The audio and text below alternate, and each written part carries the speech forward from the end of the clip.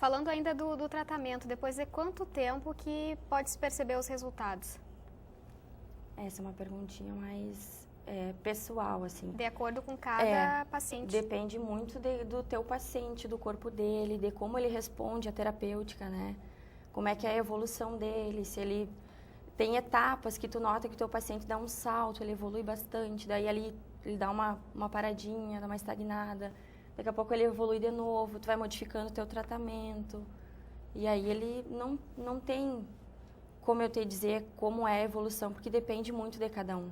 Tem pessoas que, depende de quantas sessões por semana a pessoa faz também, né? Como é a condição financeira para fazer. Mas normalmente em uma semana, fazendo no mínimo 3 vezes por semana, já é notável uma diferença no corpo. E os teus pacientes, algum deles já chegou a te falar de alguma dificuldade enfrentada no dia a dia, alguma coisa nesse sentido? Já, bastante, assim. Táxis, bastante, eles relatam dificuldade de chamar o táxi e o taxista ter aquela sensibilidade de ajudar a descer, colocar no táxi, né? A maioria deles precisa de um acompanhante, porque se não é o acompanhante, o taxista não ajuda. A mesma coisa que o Flávio falou, nos lugares aqui em Santa Maria, as pessoas pensam cadeirante e rampa. Uhum. E eles esquecem de todo o resto. Às vezes tu vai num barzinho, o barzinho é alto, o cadeirante não tem acesso, banheiro, uma dificuldade enorme em banheiros, bastante. Agora estão abrindo restaurantes novos, bares novos aqui na cidade, que já estão entrando com esse diferencial de adaptação, né? Mas falta um pouquinho de consciência dos lugares antigos aqui de Santa Maria, que são muito bem frequentados, fazer uma reformazinha e para ser mais convidativo para esse público, né? Qual que é a faixa etária dos teus pacientes? Eles são mais mulheres ou homens? É bem misto. É bem misto. Eu trabalho mais com adultos, assim. Criança não muito. Mas a faixa etária é mista. O sexo é misto. E qual que é a questão psicológica, então, desse trabalhar, né, com eles?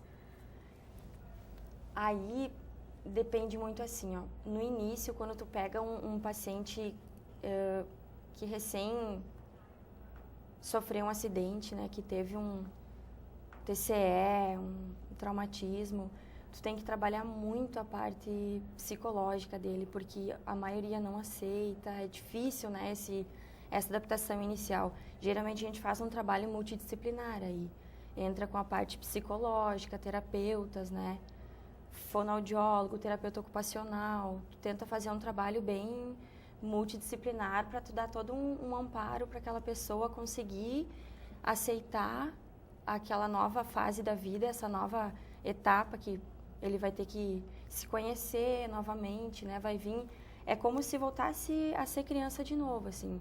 Vai ter que aprender tudo novamente, como é que o corpo reage, como se locomover no dia a dia, como é que ele vai fazer para tomar banho. É uma vida nova, bem como já foi falado. Esse tratamento, então, a pessoa ela tem que fazer, seria feito para sempre ou não? Como que seria isso? Muitos iniciam e não querem parar porque realmente sentem a diferença, né?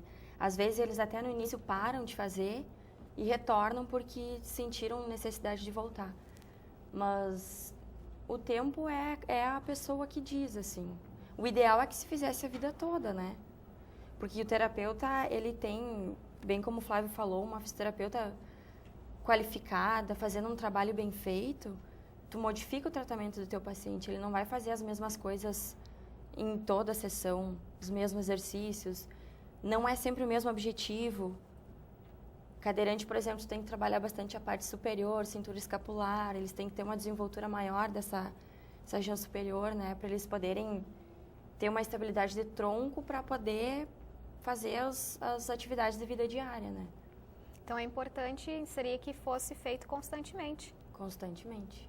Ou então, se ele tem um objetivo, olha, eu quero aprender a me virar sozinho na minha casa, eu quero aprender a tomar meu banho, eu quero aprender a colocar a minha roupa sozinho, aí o terapeuta pode fazer um tratamento em clínica, um tratamento domiciliar, onde a gente ensina a pessoa, existem técnicas neuroevolutivas, né, que tu vai ensinando para a pessoa qual é a maneira mais fácil dele fazer aquele movimento.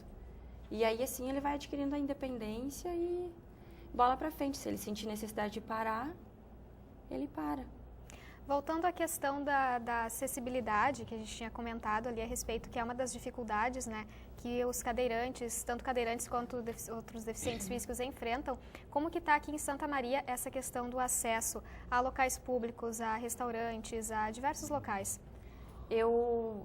Esses dias eu estava caminhando na rua e eu estava observando os ônibus, como o Flávio falou.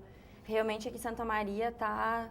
Eu acho que eles renovaram a frota e está vindo um ônibus mais... Antes eu acho que não tinha nenhum, porque eu não vi nenhum. E agora eu já vi uns 2 ou 3, assim, diferentes, com um elevador todo adaptado, né? Como eu falei também, esses bares mais recentes, restaurantes mais recentes que estão abrindo agora já estão vindo com essa parte adaptada para esse tipo de paciente, assim, para esse tipo de cliente. E alguns antigos já estão fazendo, mas aqui em Santa Maria tem que melhorar muito, assim. Lojas, acessibilidade, assim, por exemplo, bota uma rampa, mas tu vai entrar na loja, tem tanta prateleira que tu não consegue se locomover lá dentro, né? Então, a vida social de um cadeirante aqui em Santa Maria é bem limitada mesmo. Tem que andar bastante, conhecer, reivindicar, pedir, escrever no jornal, sabe? Para tu conseguir melhorar um pouquinho mais a nossa boa e velha Santa Maria para essa parte. Está precisando de maior atenção. Tá, um pouquinho. Jaqueline, muito obrigada pela tua participação, pelas tuas informações. De nada, obrigada. Esse foi então o Unifra Entrevistas. Nós encerramos por aqui. Muito obrigada pela sua companhia, uma ótima semana e até a próxima.